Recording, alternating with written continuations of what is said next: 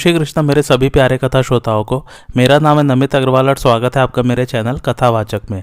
अश्वमेधिक पर्व आरंभ हो चुका है और पिछली कथा में हम लोगों ने पढ़ा था कि अर्जुन श्री कृष्ण से कहते हैं कि उन्होंने युद्ध से पहले जो गीता का सार बतलाया था या जो ज्ञान दिया था वो भूल चुके हैं। तो वो बोलते कि आप कृपया से मुझे फिर से बताइए उस ज्ञान को। तो श्री कृष्ण फिर कहते हैं अर्जुन से, इस विषय में एक ब्राह्मण पति पत्नी के संवाद रूप एक प्राचीन इतिहास का उदाहरण दिया जाता है, वह मैं तुम्हें सुनाता हूँ। ब्राह्मण ने कहा, देवी मैं स्वयं न तो गंध सूंघता हूँ, न रसों का स्वाद लेता हूँ, न रूप देखता हूँ, न स्पर्श करता हूँ, न नाना प्रकार के शब्दों को सुनता हूँ और न किसी प्रकार का संकल्प ही करता हूँ। मेरे मन में न तो कामनाओं के प्रति राग है और न दोषों के प्रति द्वेष। जैसे कमल का पत्ता पानी की बूंद पड़ने पर उससे लिप्त नहीं होता, उसी प्रकार मुझ पर भी राग द्वेष का प्रभाव नहीं पड़ता। मेरे स्वभाव का कभी भी लोप नहीं होता। जैसे आकाश में सूर्य की किरणें नहीं लिप्त होती, उसी प्रकार विद्वान पुरुष कर्म में प्रवृत्त रहे तो भी उसके मन पर इस दृश्य जगत के भोगों का कुछ असर नहीं होता। भामिनी, यहाँ कार्तवीर और समुद्र के संवाद रूप एक प्राचीन इतिहास का उदाहरण दिया जाता है। पूर्व काल में कार्तवीर अर्जुन के नाम से प्रसिद्ध एक राजा था जिसकी 1000 भुजाएं थी। उसने केवल धनुष बाण की सहायता से समुद्र पर्यंत पृथ्वी को अपने अधिकार में कर लिया था। सुना जाता है एक दिन राजा कार्तवीर समुद्र के किनारे विचर रहा था। वहां उसने अपने बल के घमंड में आकर सैकड़ों बाणों की वर्षा से समुद्र को आच्छादित कर दिया। तब समुद्र ने प्रकट होकर उसके आगे मस्तक झुकाया और हाथ जोड़कर कहा, वीरवर मुझ पर बाणों की वर्षा न करो। बोले, तुम्हारी किस आज्ञा का पालन करूं? तुम्हारे छोड़े हुए इन महान बाणों से मेरे अंदर रहने वाले प्राणियों की हत्या हो रही है, उन्हें अभय दान करो। कार्तवीर अर्जुन बोला, समुद्र यदि कहीं मेरे समान धनुर्धर वीर मौजूद हो जो युद्ध में मेरा मुकाबला कर सके तो उसका पता बता दो, फिर मैं तुम्हें छोड़कर चला जाऊंगा। समुद्र ने कहा, राजन यदि तुमने महर्षि जमदग्नि का नाम सुना हो तो उन्हीं के आश्रम पर चले जाओ। उनके पुत्र परशुराम जी तुम्हारा अच्छी तरह सत्कार कर सकते हैं। तदंतर राजा कार्तवीर बड़े क्रोध में भरकर महर्षि जमदग्नि के आश्रम पर परशुराम जी के पास जा पहुंचा और अपने भाई बंधुओं के साथ उनके प्रतिकूल बर्ताव करने लगा। उसने अपने अपराधों से महात्मा परशुराम जी को उद्विग्न कर दिया। फिर तो शत्रु सेना को भस्म करने वाला अमित तेजस्वी परशुराम का तेज प्रज्वलित हो उठा। उन्होंने अपना फरसा उठाया और 1000 भुजाओं वाले उस राजा को अनेकों शाखाओं से युक्त वृक्ष की भांति काट डाला। उसे मरकर जमीन पर पड़ा देख उसके सभी बंधु बांधव एकत्र हो गए तथा हाथों में तलवार और शक्तियां लेकर परशुराम जी पर चारों ओर से टूट पड़े। इधर परशुराम जी भी धनुष लेकर तुरंत रथ पर सवार हो गए और बाणों की वर्षा करते हुए राजा की सेना का संहार करने लगे। उस समय बहुत से क्षत्रिय परशुराम जी के भय से पीड़ित हो सिंह के सताए हुए मृगों की भांति पहाड़ों की गुफाओं में घुस गए। उन्होंने उनके डर से अपने क्षत्रियोचित कर्मों का भी त्याग कर दिया।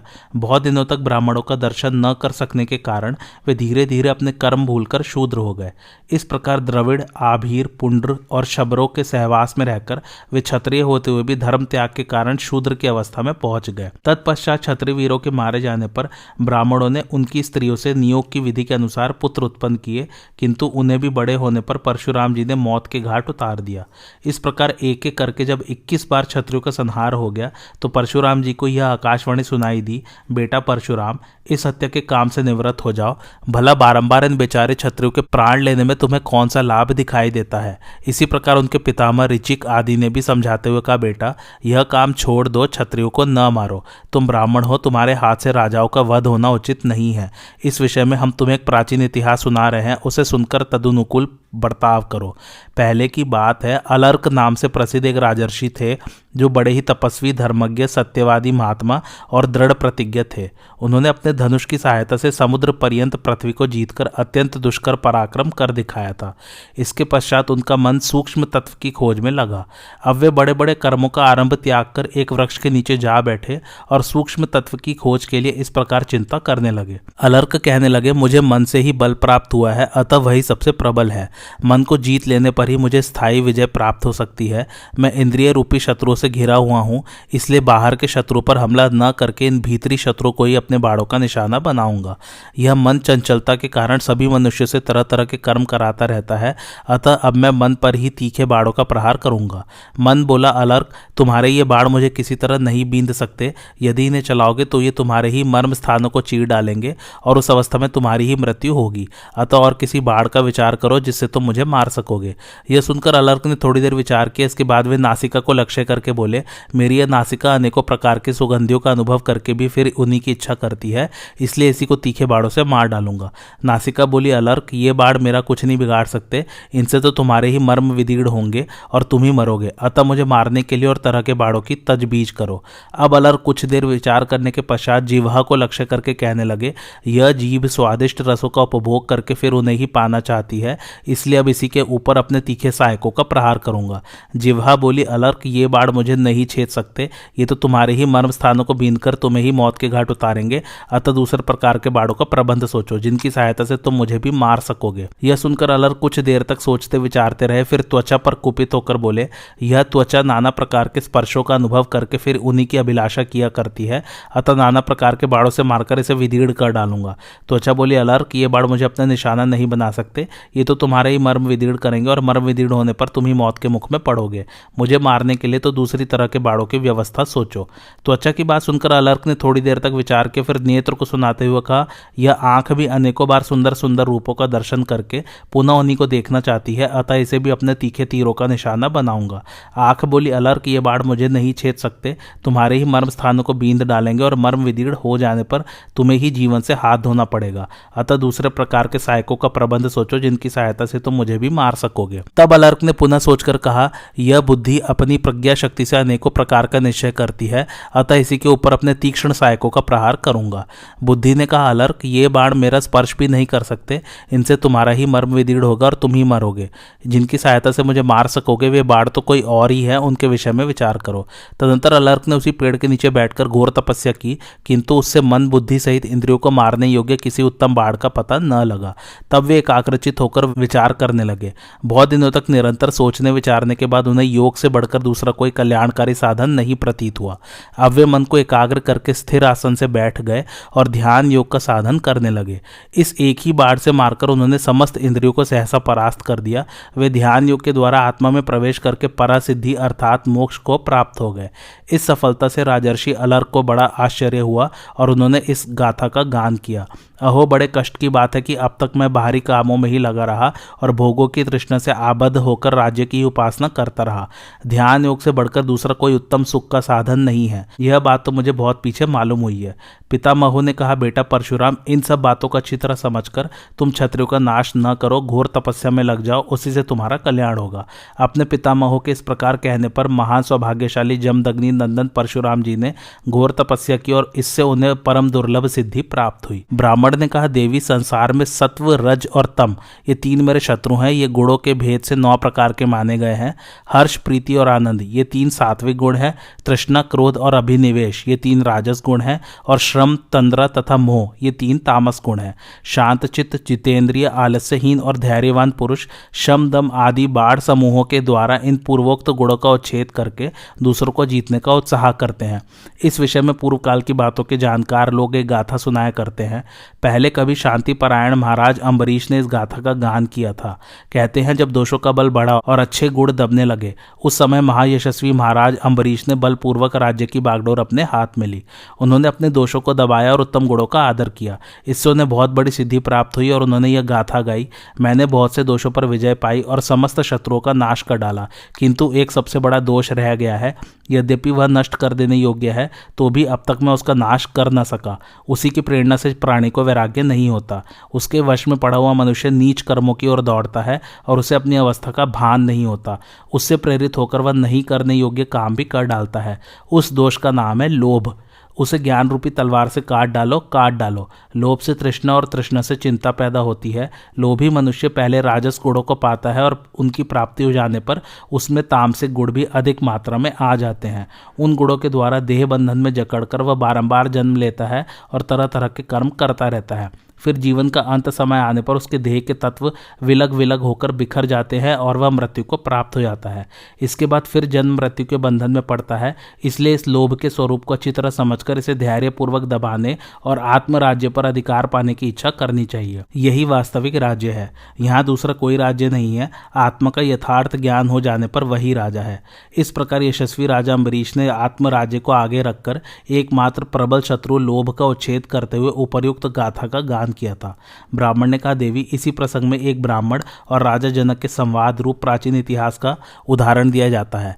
एक समय राजा जनक ने किसी अपराध में पकड़े हुए ब्राह्मण को दंड देते हुए कहा, ब्राह्मण, आप मेरे राज्य से बाहर चले जाइए। यह सुनकर ब्राह्मण ने उस श्रेष्ठ राजा को उत्तर दिया, महाराज, बताइए आपके अधिकार में कितना राज्य है। इस बात को जानकर मैं शास्त्र के अनुसार आपकी आज्ञा पालन करने की, दूसरे राजा के राज्य में निवास करने की चेष्टा करूंगा।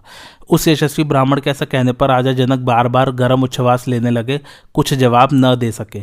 थोड़ी देर चुप रहने के बाद वे ब्राह्मण से बोले, ब्राह्मण, यद्यपि बाप दादों के समय से ही मिथिला प्रांत के राज्य पर मेरा अधिकार है, तथापि जब मैं विचार दृष्टि से देखता हूं तो सारी पृथ्वी में खोजने पर भी कहीं मुझे अपना राज्य नहीं दिखाई देता। जब पृथ्वी पर अपने राज्य का पता न पा सका तो मैंने मिथिला में खोज की। जब वहां से भी निराशा हुई तो अपनी प्रजा पर अपने अधिकार का पता लगाया, किंतु उन पर भी अपने अधिकार का निश्चय न हुआ। अंतोतगत्वा मैं इस नतीजे पर पहुंचा हूं कि कहीं भी मेरा राज्य नहीं है अथवा सर्वत्र मेरा ही राज्य है। एक दृष्टि से यह शरीर भी मेरा नहीं है और दूसरी दृष्टि से सारी पृथ्वी ही मेरी है। यह जिस तरह मेरी है उसी तरह दूसरे की भी है, इसलिए अब आपकी जहां इच्छा हो रही है। ब्राह्मण ने कहा, राजन, जब बाप दादों के समय से ही मिथिला प्रांत के राज्य पर आपका अधिकार है तो बताइए, किस विचार से आपने इसके प्रति अपनी ममता को त्याग दिया है? किस बुद्धि का आशय लेकर आप सर्वत्र अपना ही राज्य मानते हैं और किस तरह कहीं भी अपना राज्य नहीं समझते? जनक ने कहा, ब्राह्मण, इस संसार में कर्मों के अनुसार प्राप्त होने वाली सभी अवस्थाओं का एक न एक दिन अंत हो जाता है। यह बात मुझे अच्छी तरह मालूम है। वेद भी कहता है, यह किसकी वस्तु है, यह किसका धन है, अर्थात किसी का नहीं है। इसलिए जब मैं अपनी बुद्धि से विचार करता हूँ तो कोई भी वस्तु ऐसी नहीं जान पड़ती जिसे अपनी कह सके।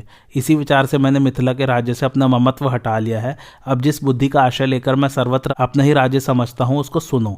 मैं अपनी नासिका में पहुंची हुई सुगंध को भी अपने सुख के लिए नहीं ग्रहण करना चाहता, इसलिए मैंने पृथ्वी को जीत लिया है और वह सदा मेरे वश में रहती है।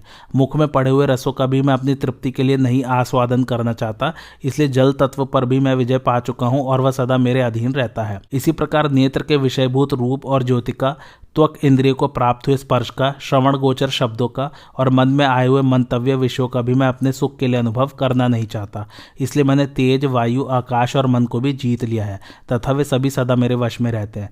मेरे प्रत्येक कार्य का आरंभ देवता, पितर, भूत और अतिथियों के निमित्त होता है। जनक की बातें सुनकर वह ब्राह्मण ठहाका मारकर हंस पड़ा और कहने लगा, महाराज, आपको मालूम होना चाहिए कि मैं धर्म हूँ और आपकी परीक्षा लेने के लिए ब्राह्मण का रूप धारण करके यहाँ आया हूँ। अब मुझे निश्चय हो गया कि संसार में सत्वगुण रूप नेमी से घिरे हुए और कभी पीछे की ओर न लौटने वाले ब्रह्मा प्राप्ति रूप दुर्निवार चक्र का संचालन करने वाले एकमात्र आप ही हैं। ब्राह्मण ने कहा, भीरू, तुम अपनी बुद्धि से मुझे जैसा समझकर फटकार रही हो, मैं वैसा नहीं हूँ। मैं इस लोक में देहाभिमानियों की तरह आचरण नहीं करता। तुम मुझे पाप पुण्य में आसक्त देखती हो, किंतु वास्तव में मैं ऐसा नहीं हूँ। मैं ब्राह्मण, जीवन मुक्त महात्मा, वानप्रस्थ, गृहस्थ और ब्रह्मचारी सब कुछ हूँ। इस भूतल पर जो कुछ दिखाई देता है वह सब मेरे द्वारा व्याप्त है। ज्ञान ही मेरा धन है, यही ब्रह्मवेत्ताओं का एकमात्र मार्ग है। ब्रह्मज्ञानी पुरुष ब्रह्मचार्य, गार्हस्थ्य, वानप्रस्थ और संन्यास, इन चार आश्रमों में से किसी में भी रहे वे ज्ञान मार्ग के द्वारा ब्रह्म को प्राप्त होते हैं। भिन्न भिन्न आश्रमों में रहते हुए भी जिनकी बुद्धि शांति के साधन में लगी हुई है वे अंत में एकमात्र सत्स्वरूप ब्रह्म को प्राप्त होते हैं। यह मार्ग बुद्धि गम्य है, शरीर के द्वारा इसे नहीं प्राप्त किया जा सकता। इसलिए देवी, तुम्हें परलोक के लिए तनिक भी भय नहीं करना चाहिए। तुम मेरे साथ अपने तादात्म्य का चिंतन करते हुए अंत में मेरे ही स्वरूप को प्राप्त हो जाओगी। ब्राह्मणी बोली, नाथ, मेरी बुद्धि थोड़ी और अंतःकरण अशुद्ध है, अतः आपने संक्षेप में जिस महान ज्ञान का उपदेश किया है उसको समझना मेरे लिए कठिन है। मैं तो उसे सुनकर भी धारण न कर सकी, अतः आप कोई ऐसा उपाय बताइए जिससे मुझे भी यह बुद्धि प्राप्त हो। मेरा विश्वास है कि वह उपाय आप ही से ज्ञात हो सकता है। ब्राह्मण ने कहा, देवी, तुम बुद्धि को नीचे की अरणि और गुरु को ऊपर की अरणि समझो। तपस्या और वेद वेदांत के श्रवण मनन द्वारा मंथन करने पर उन अरण्यों से ज्ञान रूप अग्नि प्रकट होती है। ब्राह्मण ने इन्हें पूछा, नाथ, क्षेत्रज्ञ नाम से प्रसिद्ध शरीरांतवर्ती जीवात्मा को जो ब्रह्म का स्वरूप बताया जाता है, यह बात कैसे संभव है? क्योंकि जीवात्मा ब्रह्म के नियंत्रण में रहता है और जो उसके नियंत्रण में रहता है वह उसका स्वरूप हो, ऐसा कभी नहीं देखा गया। ब्राह्मण ने कहा, देवी, क्षेत्रज्ञ वास्तव में देह संबंध से रहित और निर्गुण है, क्योंकि उसके सगुण और साकार होने का कोई कारण नहीं दिखाई देता। ऐसी दशा में वह ब्रह्म से भिन्न कैसे हो सकता है? भगवान श्री कृष्ण कहते हैं, अर्जुन, ब्राह्मण के इस प्रकार उपदेश देने पर उस ब्राह्मणी की बुद्धि में पहले क्षेत्र का ज्ञान हुआ, फिर उससे भिन्न क्षेत्रज्ञ के ज्ञान द्वारा वह पर ब्रह्मा परमात्मा को प्राप्त हो गई। अर्जुन बोले, भगवान इस समय आपकी कृपा से सूक्ष्म विषय के श्रवण में मेरा मन लग रहा है, अतः जानने योग्य पर ब्रह्म के स्वरूप की व्याख्या कीजिए। भगवान श्री कृष्ण का अर्जुन, इस विषय को लेकर गुरु और शिष्य में जो मोक्ष विषयक संवाद हुआ था वह प्राचीन इतिहास बतलाया जा रहा है। एक दिन उत्तम व्रत का पालन करने वाले एक ब्रह्मवेत्ता आचार्य अपने आसन पर विराजमान थे। उस समय किसी बुद्धिमान शिष्य ने उनके पास जाकर निवेदन किया, भगवान मैं कल्याण मार्ग में प्रवृत्त होकर आपकी शरण में आया हूँ और आपके चरणों में मस्तक झुकाकर याचना करता हूँ कि मैं जो कुछ पूछूं उसका उत्तर दीजिए। मैं जानना चाहता हूँ कि श्रेय क्या है, जगत के चराचर जीव कहाँ से उत्पन्न हुए हैं, किससे जीवन धारण करते हैं, उनकी अधिक से अधिक आयु कितनी है, सत्य और तप क्या है, सत्पुरुषों ने किन गुणों की प्रशंसा की है, कौन कौन से मार्ग कल्याण करने वाले हैं, सर्वोत्तम सुख क्या है और पाप किसे कहते हैं। यह सब जानने के लिए मेरे मन में बड़ी उत्कंठा है, अतः आप इन प्रश्नों का उत्तर देने की कृपा करें। आपके सिवा दूसरा कोई ऐसा नहीं है जो सब प्रकार की शंकाओं का निवारण कर सके। अर्जुन, वह शिष्य सब प्रकार से गुरु की शरण में आया था, यथोचित रीति से प्रश्न करता था, गुणवान और शांत था, छाया की भांति साथ रहकर गुरु की सेवा में लगा रहता था तथा जितेंद्रिय, संयमी और ब्रह्मचारी था। उसके पूछने पर मेधावी एवं व्रतधारी गुरु ने पूर्वोक्त सभी प्रश्नों का ठीक ठीक उत्तर दिया। गुरु ने कहा, बेटा ब्रह्मा जी ने वेद विद्या का आशय लेकर तुम्हारे पूछे हुए इन सभी प्रश्नों का उत्तर पहले से ही दे रखा है तथा प्रधान प्रधान ऋषियों ने उसका सदा ही सेवन किया है। उन प्रश्नों के उत्तर में परमार्थ विषयक विचार किया गया है। मैं ज्ञान को ही पर ब्रह्म और संन्यास को उत्तम तप मानता हूँ। जो अबाधित ज्ञान तत्व को निश्चय पूर्वक जानकर अपने को सब प्राणियों के भीतर स्थित देखता है वह सर्वगति अथवा सर्वज्ञ अथवा सर्वव्यापक माना जाता है। जो किसी वस्तु की कामना नहीं करता तथा जिसके मन में किसी बात का अभिमान नहीं होता वह इस लोक में रहता हुआ ही ब्रह्म भाव को प्राप्त हो जाता है। जो माया और सत्यवादी गुणों के तत्व को जानता है, जिसे सब भूतों के कारण का ज्ञान है और जो ममता तथा अहंकार से रहित हो गया है, उसकी मुक्ति में तनिक भी संदेह नहीं है। यह देह एक वृक्ष के समान है। अज्ञान इसका मूल जड़ है, बुद्धि तना है, अहंकार शाखा है, इंद्रिया खोखले हैं, पंच महाभूत उसके विशेष अवयव है और उन भूतों के विशेष भेद उसकी टहनियां हैं। इसमें सदा ही संकल्प रूपी पत्ते उगते और कर्म रूपी फूल खिलते रहते हैं। शुभाशुभ कर्मों से प्राप्त होने वाले सुख दुख आदि ही उसमें सदा लगे रहने वाले फल हैं। इस प्रकार ब्रह्म रूपी बीज से प्रकट होकर प्रभा रूप से सदा मौजूद रहने वाला देह रूपी वृक्ष समस्त प्राणियों के जीवन का आधार है।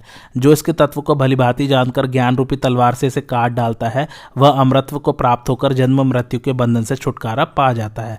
महाप्राज्ञ, जिसमें भूत वर्तमान और भविष्य आदि के तथा धर्म अर्थ और काम के स्वरूप का निश्चय किया गया है, जिसको सिद्धों के समुदाय ने भलीभांति जाना है, जिसका पूर्व काल में निर्णय किया गया था और मनीषी पुरुष जिसे जानकर सिद्ध हो जाते हैं, उस परम उत्तम सनातन ज्ञान का अब मैं तुमसे वर्णन करता हूँ। पहले की बात है, प्रजापति दक्ष, भरद्वाज, गौतम, भृगुनंदन, शुक्र, वशिष्ठ, कश्यप, विश्वामित्र और अत्रि आदि महर्षि अपने कर्मों द्वारा समस्त मार्गों में भटकते भटकते जब बहुत थक गए तो एकत्रित हो आपस में जिज्ञासा करते हुए परम वृद्ध अंगिरा मुनि को आगे करके ब्रह्मलोक में गए और वहां सुखपूर्वक बैठे हुए ब्रह्मा जी का दर्शन करके उन्होंने विनय पूर्वक उन्हें प्रणाम किया। फिर तुम्हारी ही तरह अपने परम कल्याण के विषय में पूछा। तब ब्रह्मा जी ने कहा, उत्तम व्रत का पालन करने वाले महर्षियों, चराचर जीव सत्य परमात्मा से उत्पन्न हुए हैं और तपस्या अर्थात कर्म से जीवन धारण करते हैं। ब्रह्मा सत्य है, तप सत्य है और प्रजापति भी सत्य है। सत्य से ही संपूर्ण भूतों का जन्म हुआ है। यह भौतिक जगत सत्य रूप ही है। इसलिए सदा योग में लगे रहने वाले, क्रोध और संताप से दूर रहने वाले और नियमों का पालन करने वाले धर्म सेवी ब्राह्मण सत्य का आश्रय लेते हैं। जो परस्पर एक दूसरे को नियम के अंदर रखने वाले, धर्म मर्यादा के प्रवर्तक और विद्वान हैं, उन ब्राह्मणों के प्रति मैं लोक कल्याणकारी सनातन धर्मों का उपदेश करूंगा। प्रत्येक वर्ण और आश्रम के लिए पृथक पृथक 4 विद्याओं का वर्णन करूंगा। मनीषी विद्वान 4 चरणों वाले एक धर्म को नित्य बतलाते हैं। द्विजवरों, पूर्व काल में मनीषी पुरुष जिसका सहारा ले चुके हैं और जो ब्रह्म भाव की प्राप्ति का सुनिश्चित साधन है, उस परम मंगलकारी कल्याणमय मार्ग का उपदेश करता हूं, उसे ध्यान देकर सुनो। यह सारा का सारा उपदेश परम पद का साधन है। आश्रमों में ब्रह्मचार्य को प्रथम आश्रम बतलाया गया है, गृहस्थ दूसरा और वानप्रस्थ तीसरा आश्रम है, इसके बाद संन्यास आश्रम है। इसमें आत्मज्ञान की प्रधानता होती है, अतः इसे परम पद स्वरूप समझना चाहिए। जब तक अध्यात्म ज्ञान की प्राप्ति नहीं होती तभी तक ज्योति, आकाश, वायु, सूर्य, इंद्र और प्रजापति आदि के पृथक पृथक दर्शन होते हैं। आत्मज्ञान होने पर इनका नानात्व नहीं दृष्टिगोचर होता। अतः पहले आत्मज्ञान का उपाय बतलाता हूँ, सब लोग सुनो। ब्राह्मण, क्षत्रिय और वैश्य तीनों द्विजातियों के लिए वानप्रस्थ आश्रम का विधान है। वन में रहकर मुनिवृत्ति का सेवन करते हुए फल, मूल और वायु के आहार पर जीवन निर्वाह करने से वानप्रस्थ धर्म का पालन होता है। गृहस्थ आश्रम का विधान सभी वर्णों के लिए है। विद्वान पुरुषों ने ही श्रद्धा को ही धर्म का मुख्य लक्षण बतलाया है। धैर्यवान संत महात्मा अपने कर्मों से धर्म मर्यादा का पालन करते हैं। जो मनुष्योत्तम व्रत का आशय लेकर उपर्युक्त धर्मों में से किसी का भी दृढ़ता पूर्वक पालन करते हैं, वे काल क्रम से संपूर्ण प्राणियों के जन्म और मरण को प्रत्यक्ष देखते हैं। अब मैं यथार्थ युक्ति के द्वारा विषयों में स्थित संपूर्ण तत्वों का विभाग पूर्वक वर्णन करता हूँ। अव्यक्त प्रकृति, महतत्व, अहंकार, 11 इंद्रिय, पंच महाभूत और उनके शब्द आदि विशेष गुण तथा जीवात्मा, इस प्रकार तत्वों की संख्या 25 बतलाई गई है। जो इन सब तत्वों की उत्पत्ति और लय को ठीक ठीक जानता है, वह संपूर्ण प्राणियों में धीर है और कभी मोह में नहीं पड़ता। जो संपूर्ण तत्वों, गुणों तथा समस्त देवताओं को यथार्थ रूप से जानता है, उसके पाप धुल जाते हैं और वह बंधन से मुक्त होकर संपूर्ण दिव्य लोकों के सुख का अनुभव करता है। आज की कथा यहीं समाप्त होती। कैसी लगी आप लोगों को मेरी कथा, मुझे कमेंट करके ज़रूर बताइए और मेरे चैनल कथावाचक को लाइक, शेयर और सब्सक्राइब जरूर कीजिए। Thanks for watching. धन्यवाद।